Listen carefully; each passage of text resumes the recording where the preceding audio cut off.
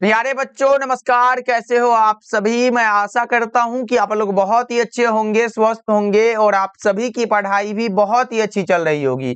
तो बच्चों आज का ये क्लास आप सभी के लिए बहुत ही ज्यादा इम्पोर्टेंट है, क्योंकि आज के क्लास में हम लेके आए हैं आपके लिए क्लास 12th फिजिक्स का top 70 most important objective question. और बच्चों ये सारे प्रश्न आपके बोर्ड एग्जाम के पॉइंट ऑफ व्यू से बहुत ज्यादा इंपॉर्टेंट है। तो आज के क्लास को बिल्कुल ध्यान से देखिएगा और आज के इस क्लास में दिए जाने वाले सारे प्रश्नों को आप लोग अच्छे से याद भी करते चलिएगा।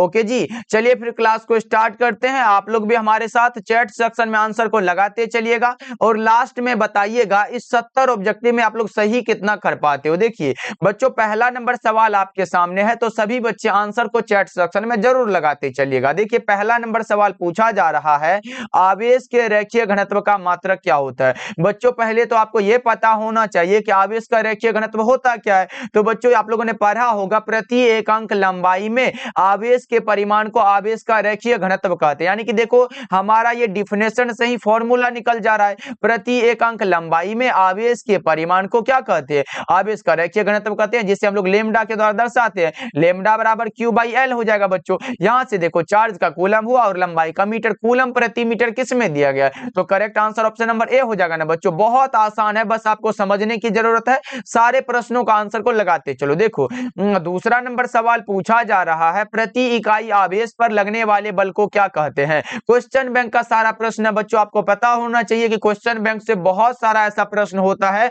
जो हर एक बार रिपीट हो जाता है। देखो प्रति इकाई आवेश पर लगने वाले बल को क्या कहते हैं, प्रति इकाई आवेश पर लगने वाले बल को क्या कहते हैं, ई कहते हैं। बच्चों ई क्या होता है सर, विद्युतीय क्षेत्र होता है। Right answer option number C हो जाएगा। ई क्या होता है बच्चों, ई एक सदिश राशि है, ये भी याद रखना। ई मतलब विद्युत क्षेत्र एक सदिश राशि है। चलो आगे बढ़ते हैं। तीसरा नंबर सवाल देखो पूछा जा रहा है, विद्युत क्षेत्र रेखाओं से जानकारी प्राप्त होती है। विद्युत क्षेत्र रेखाओं से किसकी जानकारी प्राप्त होती है, क्षेत्र के शक्ति की होती है, दिशा की होती है, आवेश की प्रकृति की होती है। इनमें से सभी करेक्ट आंसर डी हो जाएगा। बच्चों क्या होगा, ऑप्शन डी बिल्कुल करेक्ट हो जाएगा। तो सभी बच्चे ध्यान में रखिएगा। चलो आगे बढ़ते हैं। फोर्थ नंबर सवाल देखो पूछा जा रहा है, दो विद्युत आवेशों के बीच लगने वाले बल को नियंत्रित करने वाले नियम को कहा जाता है। दो विद्युत आवेशों के बीच लगने वाले बल को नियंत्रित करने वाला जो नियम होता है बच्चों, वो कूलम साहब का नियम है। किसका नियम बच्चों, कूलम का नियम है। Right answer option number D हो जाएगा। चलो आगे बढ़ते हैं। पांचवा नंबर सवाल का जवाब बता दो। पांचवा नंबर सवाल है, पानी का परावैद्युत स्थिरांक होता है, बताओ बच्चा party, the dielectric constant of water. पानी का परावैद्युत स्थिरांक होता है, सभी को याद होना चाहिए, बहुत ज्यादा इंपॉर्टेंट है, लगातार पूछा जाने वाला ये सवाल है। देखो 6 नंबर सवाल पूछा जा रहा है, आवेश का विमा क्या होता है, बताओ बच्चों। The dimension of charge is, I बराबर क्या होता है, क्यू अपॉन टी होता है। हमें चार्ज निकाला तो क्यू बराबर क्या होगा, आई और टी हो जाएगा। आई क्या है, धारा है, तो धारा का मात्रक एम्पियर हुआ, टी का टी, यानी कि ए टी किस ऑप्शन में दिया गया बच्चों, right answer option number A हो जाएगा। चलो आगे बढ़ते हैं। 7 नंबर सवाल देखो पूछा जा रहा है, एप्सिलॉन नोट का मात्रक क्या होता है बच्चों। एप्सिलॉन नोट क्या होता है, परमिटिविटी जिसे बोलते हैं, परावैद्युतता बोलते हैं बच्चों। यहां से याद रखना, एफ समानुपाती, ये वाला फॉर्मूला पढ़े हो ना बच्चों, एफ समानुपाती Q1 Q2 बटा में कौन सा होता है, आर स्क्वायर होता है। यहां से निकालते हो ना बच्चों, एफ बराबर के into Q1 Q2 by r square होता है। यहां से भी अगर निकालते हो तो एफ बराबर क्या होता है, Q1 Q2 है, तो हमें क्या निकालना है बच्चों, 1 बाई एप्सिलॉन के का यहां से निकालो तो के का मान क्या होता है, 1/4 pi epsilon naught Q1 Q2 by r square हो गया। अब यहां से निकालेंगे ना बच्चों, इसका दो मात्रक होता है इसीलिए निकालना पड़ रहा है। अब देखो इसका अगर हमें एप्सिलॉन नोट निकालना है तो हम लिखेंगे एप्सिलॉन नोट बराबर 1 बाई क्या होगा, तो लेकिन 1 का कोई मान नहीं है, तो यानी कि कूलम इंटू कूलम हो जाएगा। तो यहाँ कूलम इंटू कूलम लिखेंगे और बटा में कौन सा 4 पाई है, कोई मान नहीं है, तो आर स्क्वायर लिख सकते हो। अब देखो हमारा जो है बच्चों यहाँ फोर्स बचा ना बच्चा पार्टी, यहाँ तो एफ आर स्क्वायर बचेगा, ये वाला फोर्स ये वाला इधर जाएगा ना, तो एफ इंटू आर स्क्वायर हो जाएगा।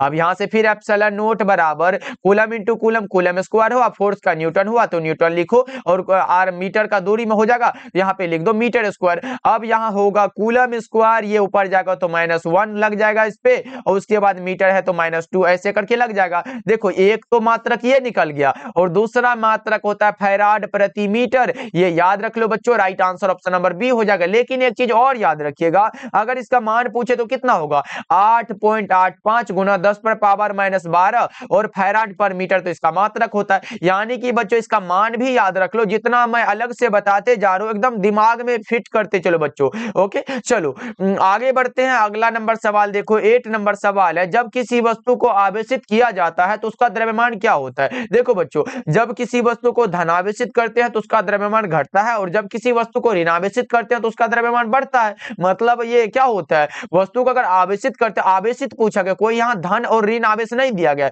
इसलिए बढ़ और घट दोनों सकता है बच्चों। करेक्ट आंसर डी हो जाएगा, क्योंकि आवेश तो दो प्रकार के होते हैं, पॉजिटिव एंड नेगेटिव। चलो आगे बढ़ते हैं। 9 नंबर सवाल देखो पूछा जा रहा है। 9 नंबर सवाल है, कूलम्ब बल कैसा बल होता है। कूलम्ब बल केंद्रीय बल, विद्युत बल दोनों बल है, ए और बी दोनों राइट हो जाएगा। 9 नंबर सवाल का जवाब सी हो जाएगा। ओके चलो आगे बढ़ते हैं। अगला नंबर सवाल का जवाब जल्दी जल्दी से लगा दो।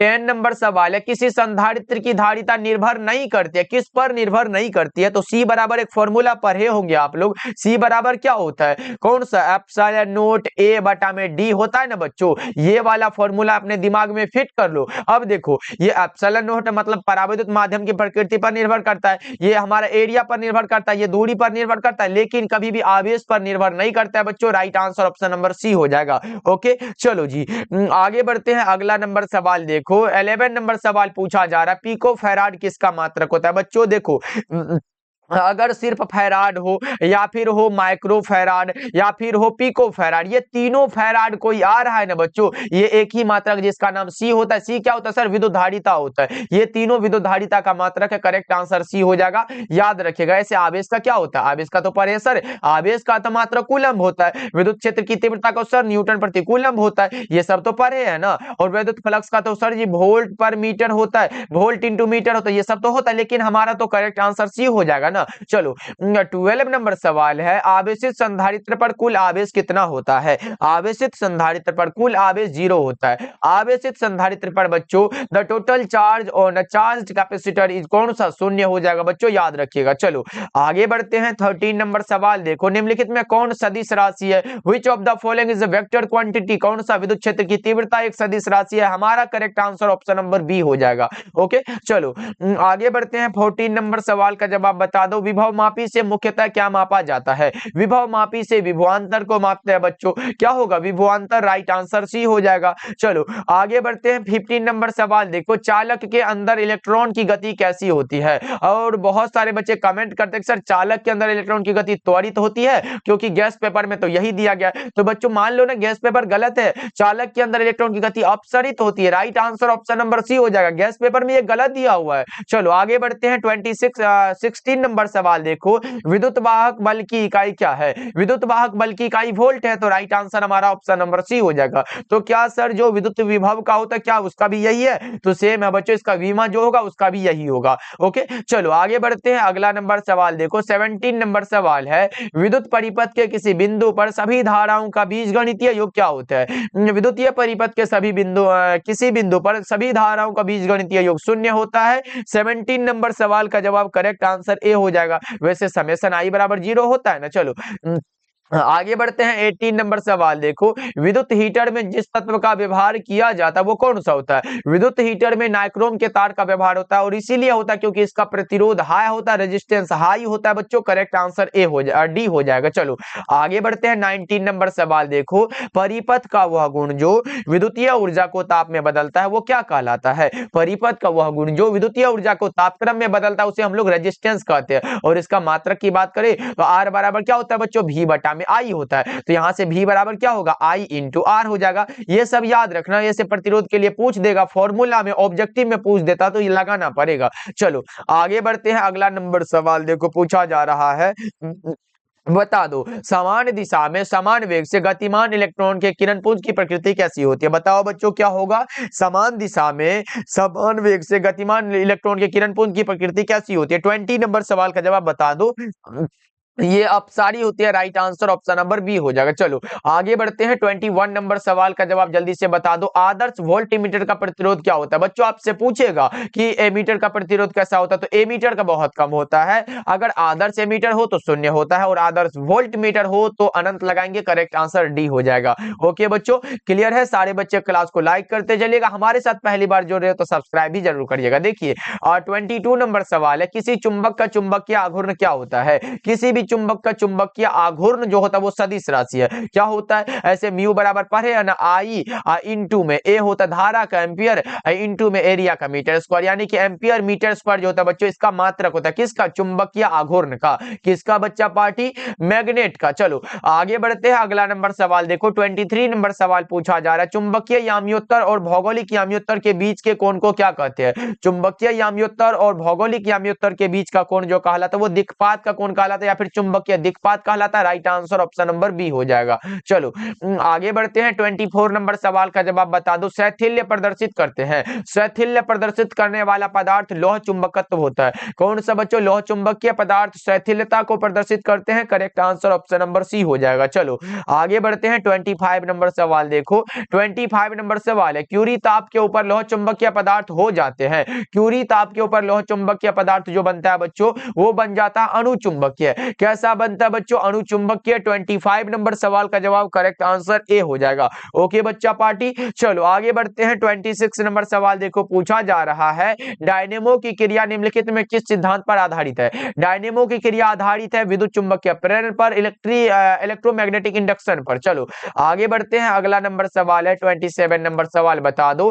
प्रेरण कुंडली एक यंत्र है जिसके द्वारा उत्पन्न होती है हाई वोल्टेज। क्या होती है बच्चों? High voltage. Right answer option number B होगा। बच्चा पार्टी क्लास को लाइक करते चलना। ओके चलो आगे बढ़ते हैं। 28 नंबर सवाल देखो, अन्योन्य प्रेरकत्व का मात्रक क्या होता है? अन्योन्य प्रेरकत्व देखो बच्चों, प्रेरकत्व हो, स्व प्रेरकत्व हो या फिर अन्योन्य प्रेरकत्व हो, सबका आप हेनरी लगाओगे, क्योंकि एक हेनरी बराबर क्या होता है? 10 to the power 3 milli henry हो जाता है। याद रखें, ये भी ऑब्जेक्टिव में पूछा गया एग्जाम में बच्चों। चलो आगे बढ़ते हैं। 29 नंबर सवाल देखो, निर्वात की चुंबकीय प्रवृत्ति का मान कितना होता है? निर्वात की चुंबकीय प्रवृत्ति का मान 0 होता है। Right answer option number D हो जाएगा 29 का। ओके चलो आगे बढ़ते हैं। 30 नंबर सवाल देखो, पूछा जा रहा है प्रतिघात का मात्रक क्या होता है? प्रतिघात रहे, प्रतिरोध रहे, प्रतिबाधा रहे, धारितीय प्रतिघात रहे, ओम लगाना है। करेक्ट आंसर ए हो जाएगा। चलो आगे बढ़ते हैं, अगला नंबर सवाल देखो। 31 नंबर सवाल है, तप्त तार एमीटर मापता है प्रत्यावर्ती धारा का क्या मापता है? मूल्य औसत वर्गमान। करेक्ट आंसर सी हो जाएगा, रूट मीन स्क्वायर वैल्यू। चलो आगे बढ़ते हैं। 32 नंबर सवाल देखो, यांत्रिक ऊर्जा को विद्युत ऊर्जा में बदलने वाला यंत्र कहलाता है। यांत्रिक ऊर्जा को विद्युत ऊर्जा में बदलने वाला यंत्र क्या कहलाता है? डायनेमो कहलाता है। और अगर बच्चों विद्युत ऊर्जा को यांत्रिक ऊर्जा में बदला जाए तो वो मोटर हो जाता है। 32 नंबर सवाल का जवाब सी कौन सा होगा?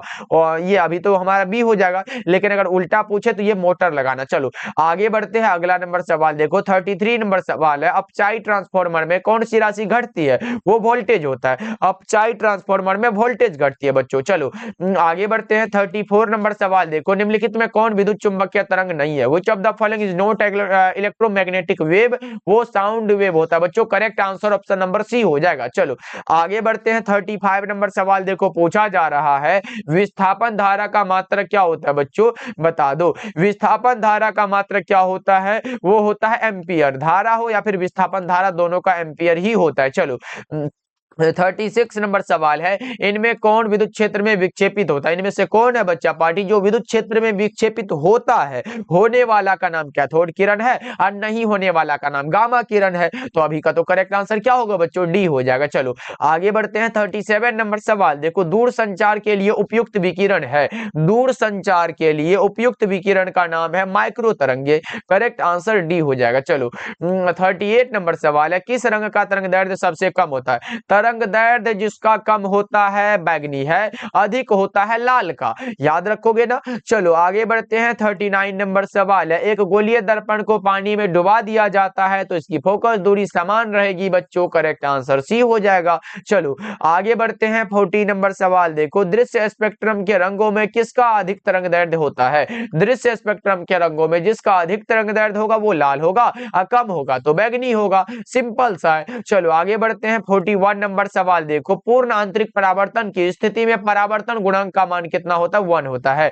पूर्ण आंतरिक परावर्तन की स्थिति में परावर्तन गुणांक का मान 1 होता है बच्चों। चलो आगे बढ़ते हैं। 42 नंबर सवाल, प्रकाश अनुप्रस्थ रंग है क्योंकि यह प्रदर्शित करता है। प्रकाश अनुप्रस्थ रंग है बच्चों क्योंकि यह क्या प्रदर्शित करता है ये बता दो। 42 नंबर सवाल आपके सामने है और आपका आंसर आंसर ध्रुवन होता है। करेक्ट आंसर बी हो जाएगा। चलो आगे बढ़ते हैं। 43 नंबर सवाल देखो, समतल दर्पण की वक्रता त्रिज्या होती है। समतल दर्पण की वक्रता त्रिज्या अनंत होती है और समतल दर्पण की फोकस दूरी भी अनंत ही होती है। चलो आगे बढ़ते हैं। 44 नंबर सवाल देखो, वस्तु से बड़ा आभासी प्रतिबिंब बनता है। वस्तु से बड़ा प्रतिबिंब है ना बच्चों, कौन सा बनेगा? वो अवतल दर्पण से बनता है। राइट आंसर भी हो जाएगा। लेकिन अगर वस्तु से छोटा बने तो उत्तल दर्पण लगा के आना आप लोग। ओके चलो आगे बढ़ते हैं। 45 नंबर सवाल देखो, निम्नलिखित में किसका अपवर्तनांक सबसे कम होता है? अब तो कम पूछ दिया गया सर, अधिक होता तो हीरा लगाते, लेकिन ये तो अभी नहीं लगेगा ना। देखो सबसे कम पूछे बच्चा पार्टी, याद रहे अगर पूछे सबसे कम तो वो वायु का होता है और अगर सबसे अधिक पूछे तो ये हीरा का होता है। अब पूछे हीरा का अपवर्तनांक कितना होता है? 2.42 होता है। अब वायु का कितना होता है बच्चों, किसी को पता है क्या? वो होता है 1.0003 होता है। ये वायु का है और ये हीरा का है बच्चों। देख रहे हो ना, सबसे ज्यादा किसका होगा? हीरा का होगा, कम होगा वायु का। अभी का तो correct answer option number A हो जाएगा। 46 नंबर सवाल है, प्रकाश का वेग महत्तम होता है निर्वात में। प्रकाश का वेग महत्तम होता है निर्वात में। चलो 47 नंबर सवाल ये रहा, आपके सामने बताना है।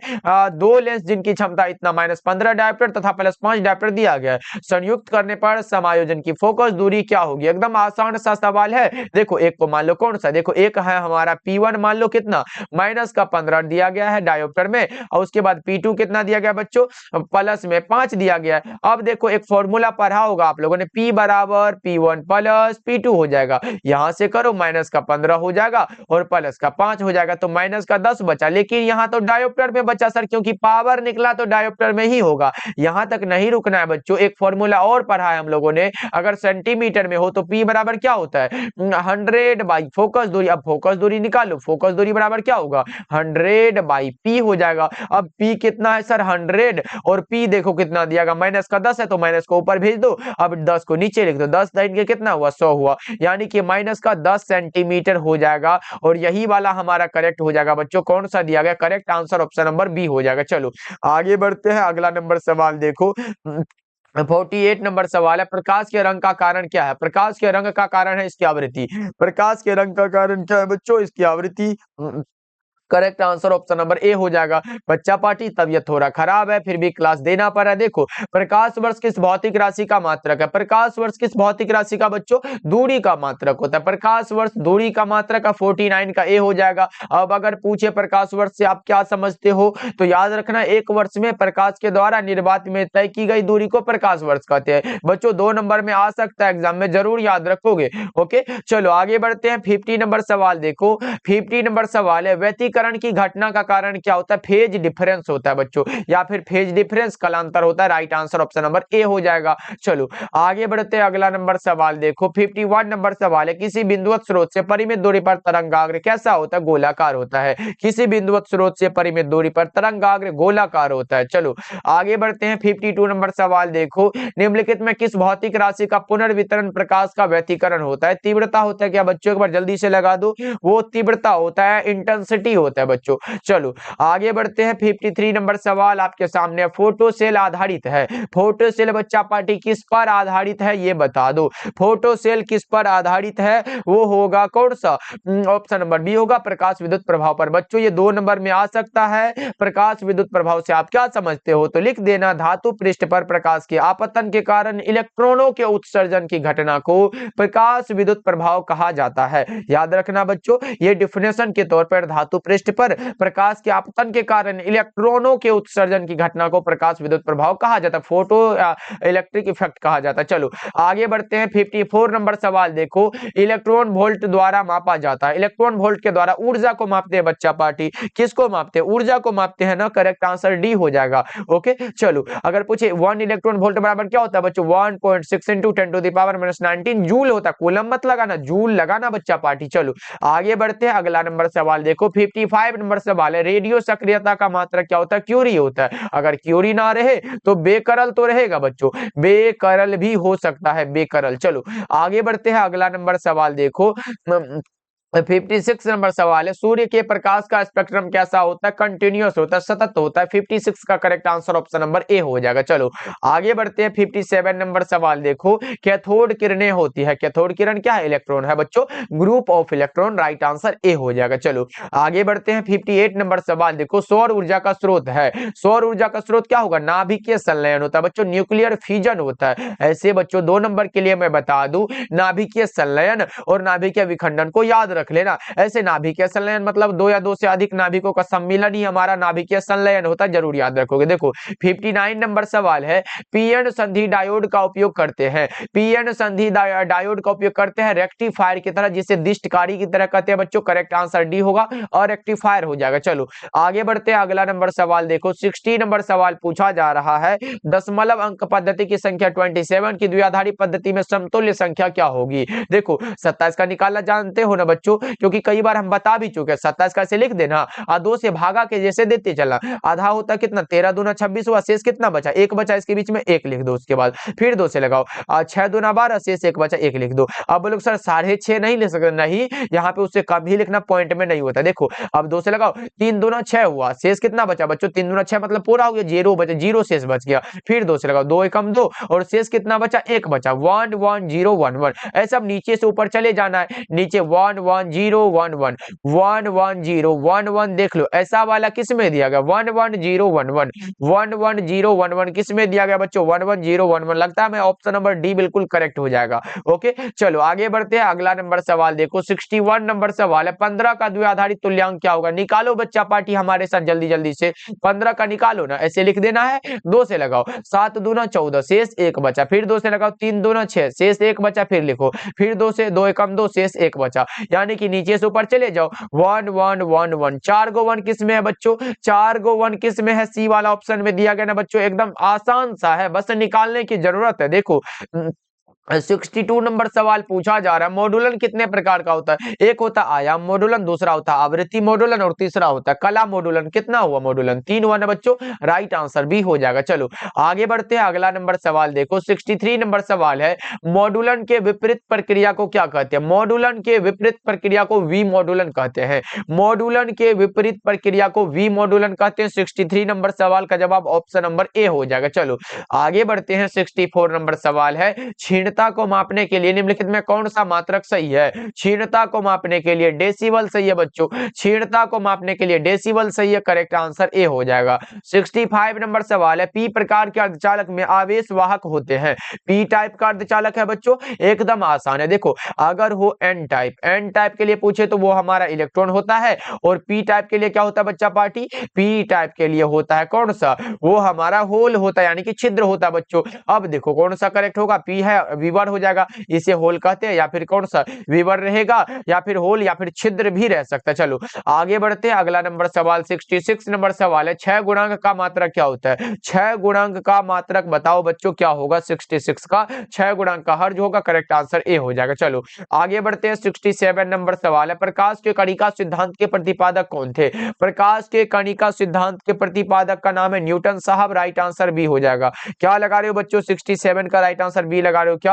प्रकाश के कणिका सिद्धांत पूछा गया। वैसे अगर पूछा द्वितीयक तरंगिका तो वो हाइगेंस लगा देते बच्चों। चलो 68 नंबर सवाल है, पारदर्शी माध्यम हीरा के लिए क्रांतिक कोण कितना होता है? हीरा के लिए क्रांतिक कोण कितना होगा बच्चों? ये बताना है आपको, कौन सा होगा करेक्ट आंसर। और सही जवाब आ रहा है सर, ये 24.41 डिग्री होता है। क्या पारदर्शी माध्यम हीरा के लिए होता है? ओके चलो अगर हीरा का अपर्तनांक पूछे तो 2.42 लगा देना बच्चों। 69 नंबर सवाल है, संपर्कित दो लेंसों की शक्ति कितनी होती है? हमने क्या बताया फॉर्मूला? P बराबर P1 plus P2, P1 plus P2। ये वाला फॉर्मूला बहुत ज्यादा इंपॉर्टेंट है। देखो लेंस की क्षमता से संबंधित 3 फॉर्मूला, एक होता है P बराबर 1 बाई फोकस दूरी, जब हमारा फोकस दूरी मीटर में हो, और एक होता है P बराबर 100 बाई फोकस दूरी, जब हमारा फोकस दूरी सेंटीमीटर में हो। तो याद रखना बच्चों ये फॉर्मूला है, इंपॉर्टेंट है। करेक्ट आंसर तो अभी का ए हो जाएगा ना। चलो आगे बढ़ते हैं 70 नंबर सवाल देखो, इंद्रधनुष का निर्माण जिस कारण से होता है वो कौन सा होता है? वो होता है वर्ण विक्षेपण। किस में पढ़ते हैं बच्चों?